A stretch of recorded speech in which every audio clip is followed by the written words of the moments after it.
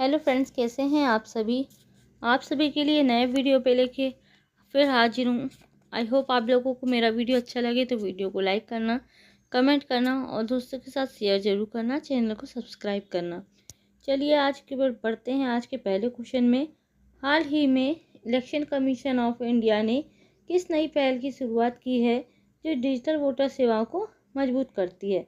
तो आपका जो आंसर होगा वो हो जाएगा, हमारा आंसर है इसका, बताइए, आप लोग बता सकते हैं।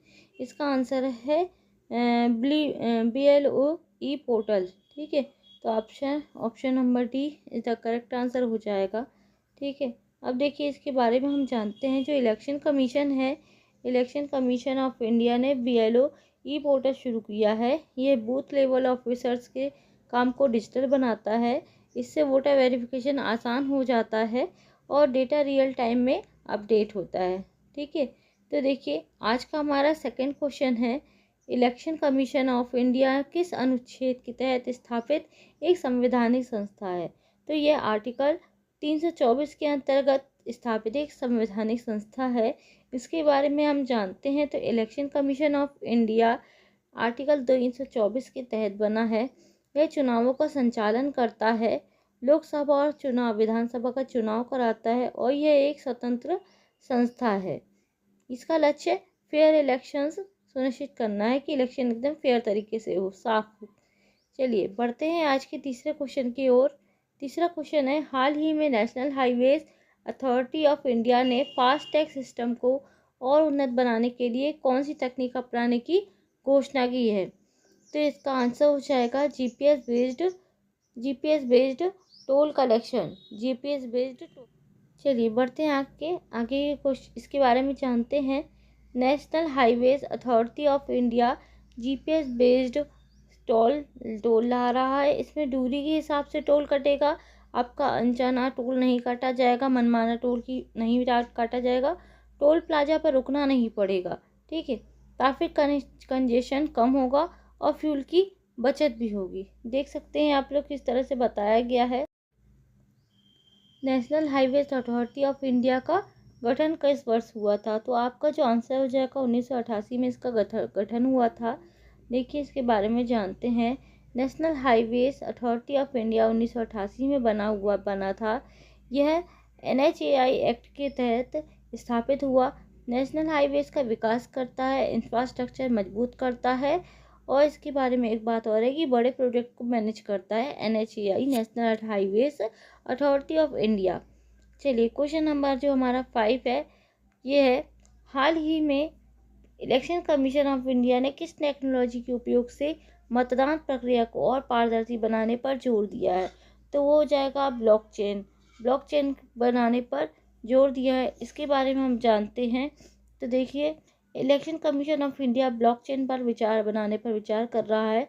यह डेटा को सिक्योर कर बनाता है, टैंपरिंग की संभावना कम होती है, वोटिंग ट्रांसपेरेंसी बढ़ती है। यह अभी टेस्टिंग फेज में चल रहा है, इसकी अभी टेस्टिंग चल रही है ब्लॉकचेन की। चलिए क्वेश्चन नंबर हमारा जो 6 है, वो है, national Highways Authority of India किस मंत्रालय के अंतर्गत कार्य करता है? तो इसका जो हमारा आंसर हो जाएगा वो हो जाएगा ministry of road transport and highways. Ministry of road transport and highways के अंतर्गत कार्य कर रहा है।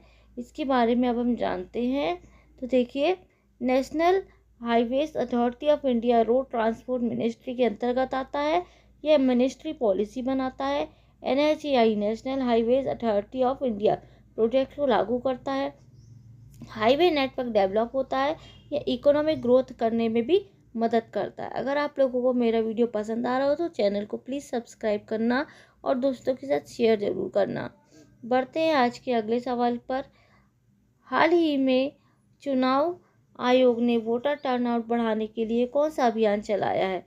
तो हमारा आंसर हो जाएगा systematic voters education and electoral participation, जिसका शॉर्ट फॉर्म हो जाएगा स्वीप के अभियान चलाया है। इसके बारे में अब हम जानते हैं। तो election commission of India SVEEP चलाता है। यह वोटर अवेयरनेस बढ़ाता है, लोगों को वोटिंग के लिए प्रेरित करता है, कैंपेन्स और एड्स चलाए जाते हैं, टर्नआउट बढ़ाने में भी मदद करता है। देखिए कितनी अच्छी टेक्नोलॉजी है स्वीप की। चलिए क्वेश्चन नंबर 8 पर बढ़ते हैं हम आज के 8वें सवाल की ओर। तो national Highways Authority of India द्वारा शुरू किया इनबिल्ट मॉडल किससे संबंधित है? तो ये हमारा रोड एसेट मोनेटाइजेशन से संबंधित है। ऑप्शन नंबर बी हमारा करेक्ट आंसर हो जाएगा। अब हम इसके बारे में जानते हैं। तो ये है national Highways Authority of India inbuilt model लाया है। ये एसेट मोनेटाइजेशन के लिए है। प्राइवेट इन्वेस्टर्स को मौका मिलता है, सरकार को फंड्स मिलते हैं, नए प्रोजेक्ट्स शुरू होते हैं। चलिए बढ़ते हैं क्वेश्चन नंबर 9 की ओर। भारत में इलेक्ट्रॉनिक मशीन ईवीएम को आप सभी लोग जानते हैं कि ईवीएम का मशीन का यूज़ किस संस्था की देखरेख में होता है? तो इसका जो आंसर है जाएगा वो जाएगा इलेक्शन कमीशन ऑफ इंडिया।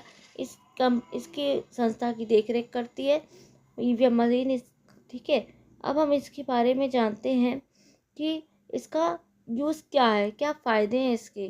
तो election commission of India EVM को कंट्रोल करता है, यह इसकी सुरक्षा सुनिश्चित करता है, वोटिंग प्रोसेस फास्ट होती है, वीवीपैट ट्रांसपेरेंसी बढ़ाता है और रिजल्ट जल्दी आते हैं। ईवीएम से जब से चुनाव होने लगे तब से इसके रिजल्ट बहुत जल्दी आते, नहीं तो बहुत समय लग जाता था। चलिए पढ़ते हैं क्वेश्चन नंबर 10 की ओर।